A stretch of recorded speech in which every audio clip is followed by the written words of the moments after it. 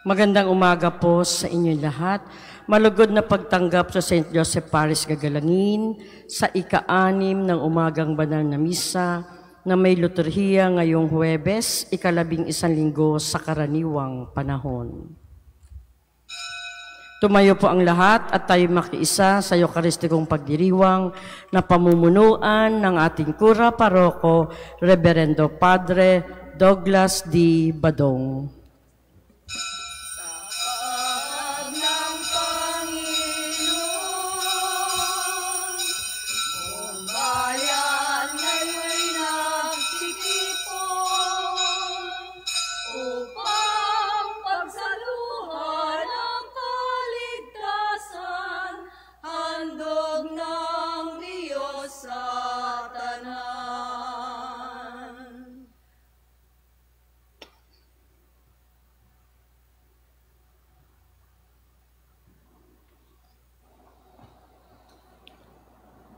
Sa ngalan ng Ama at ng Anak at ng Espiritu Santo. Amen. Ang pagpapala ng ating Panginoong Hesus Kristo, ang pag-ibig ng Diyos Ama, at ang makikipagkaisa ng Espiritu Santo naway sumainyong lahat. At sumaiyo rin. Mga kapatid, aminin natin ang ating mga kasalanan upang tayo'y maging marapat gumanap sa banal na pagdiriwang. Inaamin ko sa makapangyarihang Diyos at sa inyo mga kapatid na lubha akong nagkasala sa isip, sa salita at sa gawa at sa aking pagkukulang.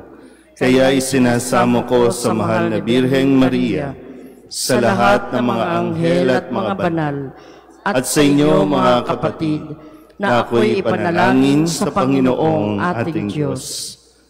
Kawaan tayo ng makapangyarihang Diyos, patawarin tayo sa ating mga kasalanan at patnubayan tayo sa buhay na walang hanggan. Amen. Panginoon, kaawaan mo kami. Panginoon, kaawaan mo kami. Kristo, kaawaan mo kami. Kristo, kaawaan mo kami. Panginoon, kaawaan mo kami. Panginoon, kaawaan mo kami. Manalangin tayo. Ama naming makapangyarihan, lakas ka ng mga walang inaasahan kundi ikaw. Ang pagluhog namin ay iyong pagbigyan sapagkat kami mga tao lamang, na pawang mahihina kapag iyong iniwanan. Kaya naman kami lagi mong tulungan upang sa pagtupad ng iyong mga kautusan, ikaw ay aming mabigyang kasiyahan sa aming iniisip at ginagawa araw-araw. Sa pamamagitan ni Hesus Kristo, kasama ng Espiritu Santo, magpasawalang hanggan. Amen.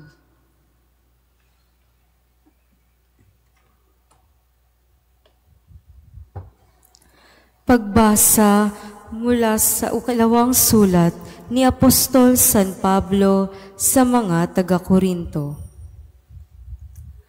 Mga kapatid, ipagpaumanhin ninyo kung ako'y nag-uugaling hangal, nakadarama ako ng makadiyos na panibugo, tulad kayo ng isang malinis na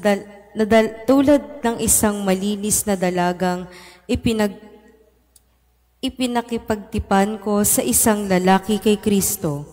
Ngunit nag-aalala akong baka malason ang iyong isipan at mailayo kayo sa tapat at dalisay na pananalig kay Kristo. Tulad ni Eva na nalinlang ng ahas, sapagkat malugod ninyong tinanggap na sino mang dumarating at nangangaral ng ibang Jesus kaysa ipangaral ko. Tinatanggap ninyo ang espiritu at aral ng iba sa itinuro ko sa inyo. Palagay ko na may hindi ako huli sa magagaling na mga apostol na iyan. Maaaring hindi ako mahusay magsalita, ngunit hindi naman kapos sa kaalaman. Ipinakilala ko ito sa inyo sa lahat ng pagkakataon. Ipinangaral ko sa inyo ang mabuting balita, ngunit hindi ako humingi ng kabayaran. Ako'y nagpakaaba upang mataas kayo. Masasabi bang kasalanan ko ito? Ibang simbahan ang nagbibigay ng mga kailangan ko noong ako'y naglilingkod sa inyo. Wari ba'y inaagawan ko sila? Matutulungan lamang kayo. At nang ako'y kapusindian, hindi ako nakabigat kanino man sa inyo sapagkat dinalhan ako ng tulong ng mga kapatid na Macedonia. Mulat sa pool ay iniwasan kong makabigat sa inyo sa anumang paraan, at iyan ang gagawin ko habang panahon. Sa ngalan ni Kristo na sumasa akin, hindi ako titigil. Ang pagmapapuring ito kahit saan yan sa Akaya. Bakit ko ginawa ito? Dahil ba sa di ko kayo mahal? Alam ng Diyos na mahal ko kayo. Ang salita ng Diyos. Salamat sa Diyos. Poon, ang gawa mo'y ganap, maaasahan at tapat. Poon, ang gawa mo'y ganap, maaasahan at tapat. Buong puso siyang pasasalamatan, aking pupurihin sa gitna ng bayan, kasama ng mga lingkod na hinirang. Napakadakila ang gawa ng Diyos, pinanabikan ng lahat ng lingkod. Poon, ang gawa mo'y ganap, maaasahan at tapat. Lahat niyang gaway dakila at wagas, bukod sa matuwid, hindi magwawakas. Hindi inaalis sa ating gunita, na siyang mabutit habaging lubha. Poon, ang gawa mo'y ganap, maaasahan at tapat. Ang gawa ng Diyos, matuwid at tapat, at maaasahan lahat niyang batas. Ito ay lalagi at di magwawakas, pagkat ang saligay totoo, tapat. Poon, ang gawa mo'y ganap, maaasahan at tapat. Magsitayo na po ang lahat. Alleluia, alleluia, alleluia. Espiritu ng Diyos, Anak, ay siyang ating tinanggap, ng Diyos Ama ay matawag.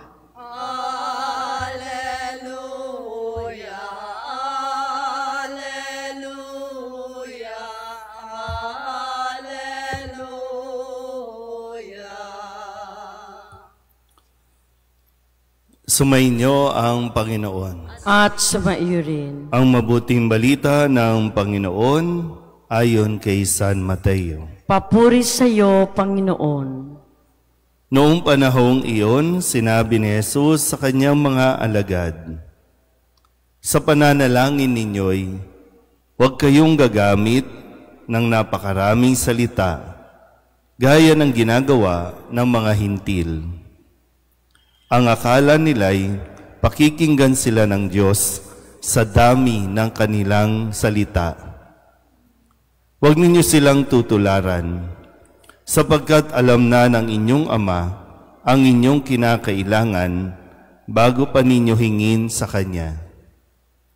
Ganito kayo mananalangin. Ama naming nasa langit, sambahin nawa ang pangalan mo. Ikaw nawa ang maghari sa amin. Sundin nawa ang iyong kalooban dito sa lupa tulad ng sa langit. Bigyan mo kami ng pagkain kailangan namin sa araw na ito at patawarin mo kami sa aming mga kasalanan tulad ng aming pagpapatawad sa mga nagkakasala sa amin. At huwag mo kaming iharap sa mahigpit na pagsubok, kundi ilayo mo kami sa masama. Sapagkat iyo ang kaharian at ang kapangyarihan at ang kapurihan magpakailanman. Amen.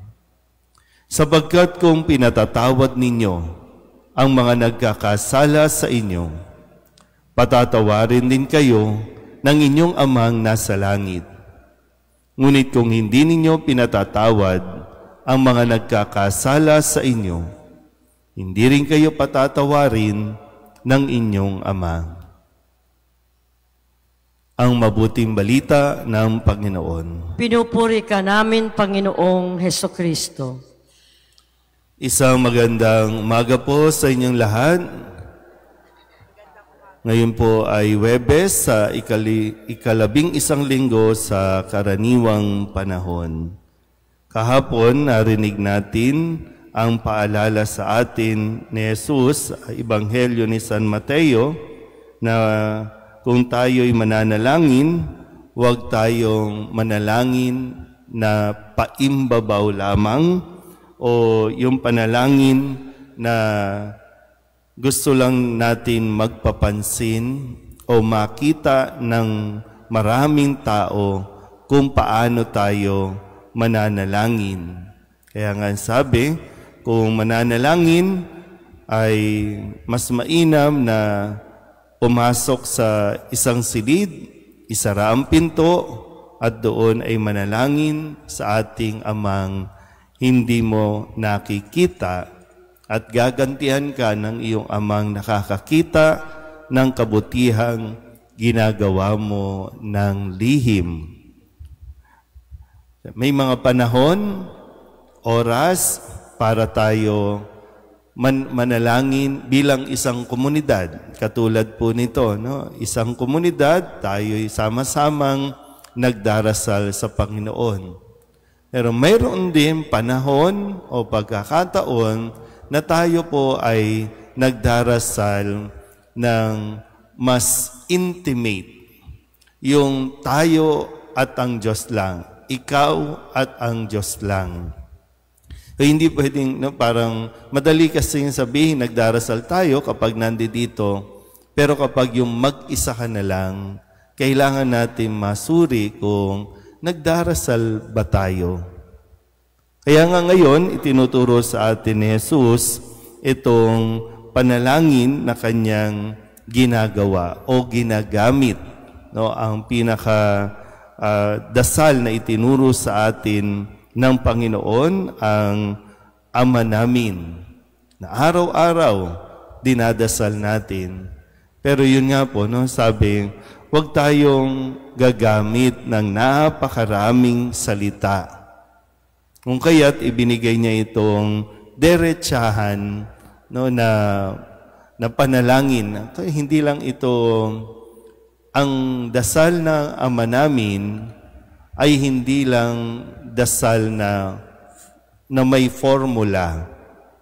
Ang dasal ng panalangin ay pakikipag-ugnayan o yung conversation, family conversation. Naintindihan po ba? Ang dasal ng Ama namin ay isang family conversation. Kaya nga po, nagsisimula ito sa pagtawag natin ng Ama. Ikaw bilang anak, lumapit ka sa iyong Ama. At kung siya ay Ama, alam na ng Diyos kung ano ang iyong pangangailangan.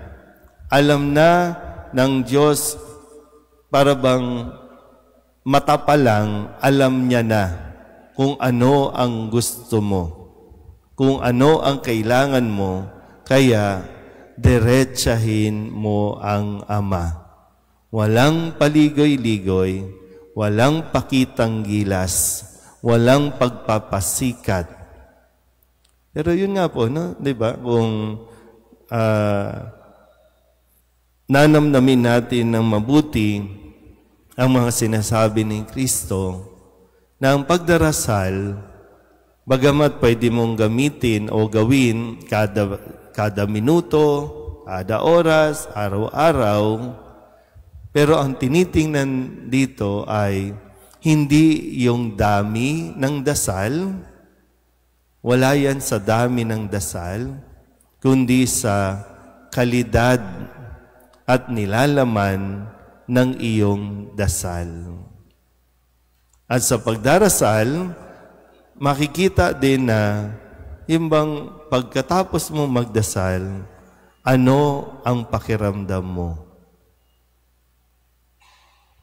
Kaya maganda po no, na kapag dinadasal natin ang Ama namin, hindi lang basta mabilisan, no? Dire-diretso, kundi bawat salita, bawat pangungusap ay namnamin natin para pagdating ng dulo ng panalangin na makaramdam tayo ng kaginhawahan. Dahil ang isang taong nagdarasal ng may pagtitiwala sa Diyos, nakakadama ng kaginhawahan ng damdamin. Kasi naglalaman kasi ng, okay Lord, nag-usap na tayo, okay na ako, pero at the end of the day, ikaw pa rin ang bahala. At ikaw na ang bahala sa akin. Amen?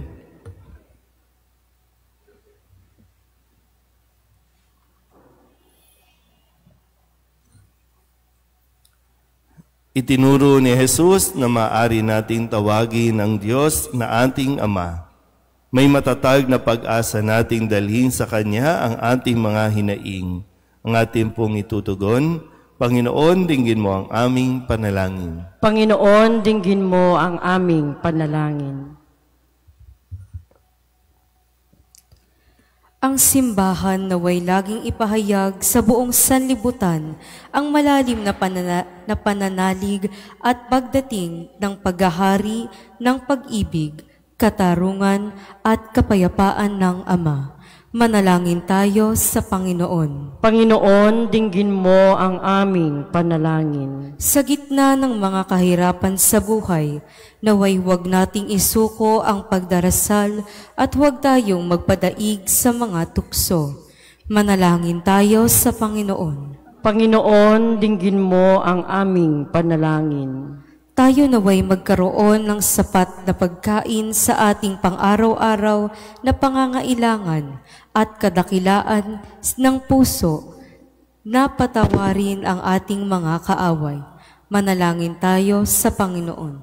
Panginoon, dinggin mo ang aming panalangin. Ang mga may sakit at yaong mga nag-aaruga sa kanila, naway maranasan ng Diyos sa kanilang araw-araw na pagsasakripisyo. Manalangin tayo sa Panginoon. Panginoon, dinggin mo ang aming panalangin. Ang mga yumao naway makita ng harapan ang Diyos na Kanyang walang hanggang tahanan.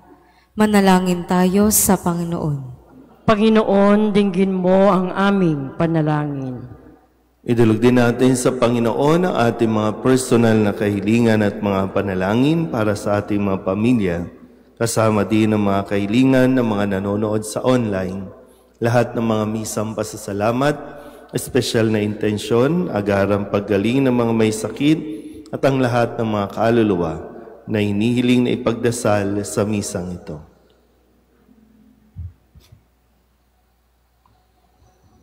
Ang lahat ng ito hinihiling namin sa ngalan ni Kristo ang aming Panginoon. Amen. Kunin at tanggapin ang alay na ito, mga biyayang nagmula sa pagpapala mo. Tanda ng bawat pusong pagkat inibig mo, ngayon'y nananalig, nagmamahal sa'yo.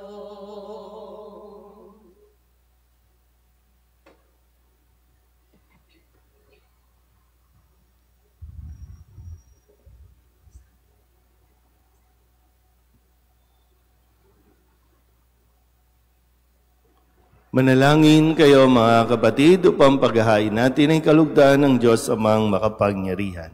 Tanggapin nawa ng Panginoon itong pagkahain sa iyong mga kamay, sa kapurihan niya at karangalan sa ating kapakinabangan at sa buong sambayanan niyang banal. Ama naming lumikha, kami ginawa mong may angking katauhan na dapat pakanin at pangalagaan at iyong dinudulutan ng banal na pakikinabang.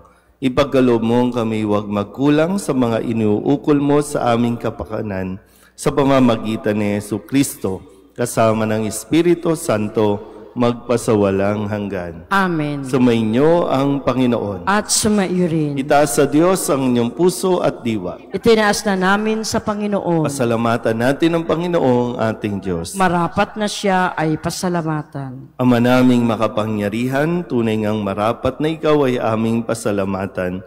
Sa iyong paglingap at kagandahang loob, ang tao'y nilikha mo at pinangangasiwa sa sansinukom. Sa hangad mong siya'y iwastong lubos, siya'y pinagdusa mo sa kanyang pagtalikod.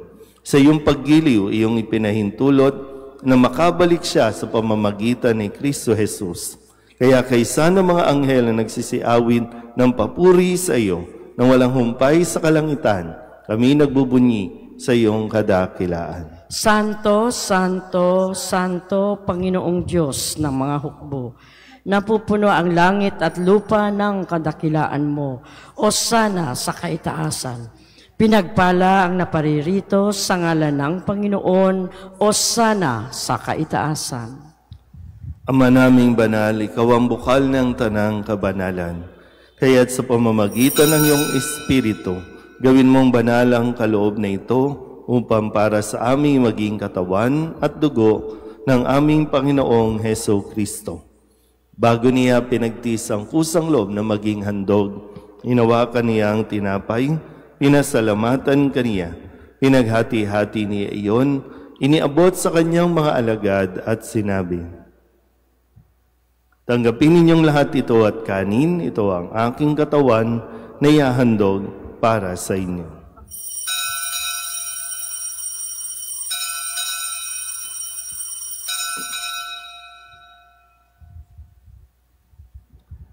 Gayun din naman nang matapos ang hapunan, hinawakan niya ang kalis, muli kaniyang pinasalamatan.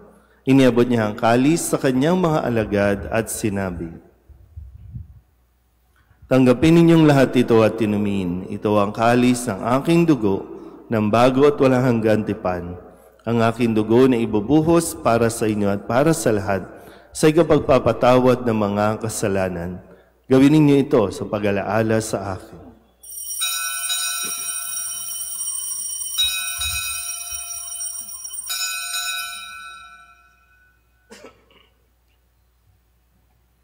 Ipagbunyi natin ang misteryo ng pananampalataya. Si Kristo'y namatay, si Kristo'y nabuhay, si Kristo'y babalik sa wakas ng panahon. Ama, ginagawa namin ngayon ang pag-alaala sa pagkamatay at muling pagkabuhay ng iyong anak, kaya tiniaalay namin sa iyo ang tinapay na nagbibigay buhay at ang kalis na nagkakaloob ng kaligtasan. Kami nagpapasalamat dahil kami iyong minarapat na tumayo sa harap mo para maglingkod sa iyo. Isinasamo namin kami magsasalo-salo sa katawan at dugo ni Kristo ay mabuklod sa pagkakaisa sa pamamagitan ng Espiritu Santo. Ama, lingapin mo ang iyong simbahang laganap sa buong daigdig. Puspusin mo kami sa pag-ibig kaysa ni Leon na aming Papa at ni Jose na aming Obispo at ng Tanang Kaparian. Alalahanin mo rin ang mga kapatid naming nahimlay na may pag-asang sila'y muling mabubuhay, gayon din ang lahat ng mga pumanaw. Kawaan mo sila at patuloyin sa iyong kaliwanagan. Kawaan mo at pagindapating kaming lahat na makasalo sa iyong buhay na walang wakas. Kaysa ng mahal na Birheng Maria na ina ng Diyos, ng kabiyak ng puso niyang si San Jose, kaysa ng mga apostol at ng lahat ng mga banal, na namuhay dito sa daigdig ng kalugod-lugod sa iyo, may pagdiwang nawa namin ang pagpupuri sa ikararangal mo sa pamamagitan ng iyong anak na aming Panginoong Jesucristo. Sa pamamagitan ni Kristo, kasama niya at sa Kanya, ang lahat ng parangal at papuri ay sa iyo, Diyos Amang makapangyarihan, kasama ng Espiritu Santo, magpasawalang hanggan. Amen. Amen. Amen.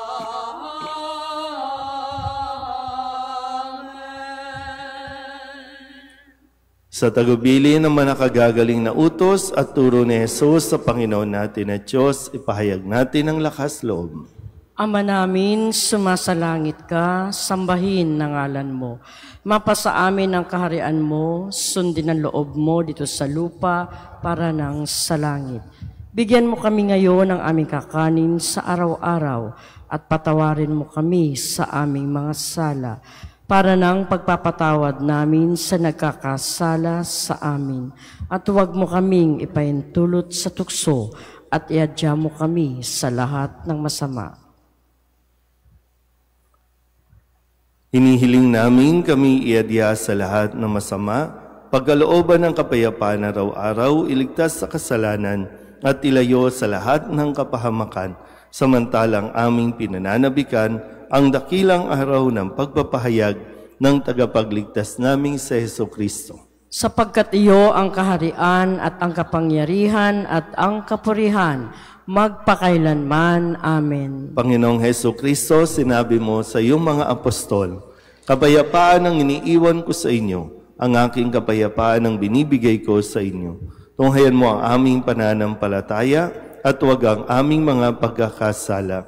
Pagkalooban mo kami ng kapayapaan at pagkakaisa ayon sa iyong kalooban, kasama ng Espiritu Santo, magpasawalang hanggan. Amen. Ang kapayapaan ng Panginoon ay laging sumainyo. At sumaiyo rin. Magbigayan po tayo ng kapayapaan sa isa't isa. Kordero ng Diyos na nag-aalis ng mga kasalanan ng sanlibutan, maawa ka sa amin. Kordero ng Diyos na nag-aalis ng mga kasalanan ng sanlibutan, maawa ka sa amin. Kordero ng Diyos na nag-aalis ng mga kasalanan ng sanlibutan, ipagkaloob mo sa amin ang kapayapaan. Ito ang kordero ng Diyos. Ito ang nag-aalis ng kasalanan ng sanlibutan. Mapalad ang mga inaanyayahan sa kanyang piging. Panginoon, hindi ako karapat-dapat na magpatuloy sa iyo, ngunit sa isang salita mo lamang ay gagaling na ako.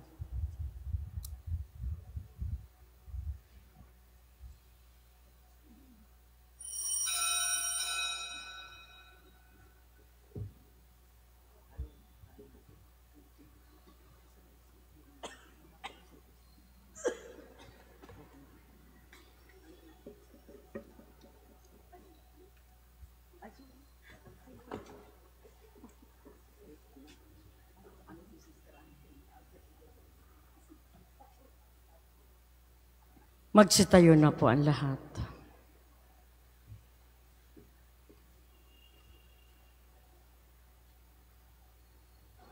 Manalangin tayo.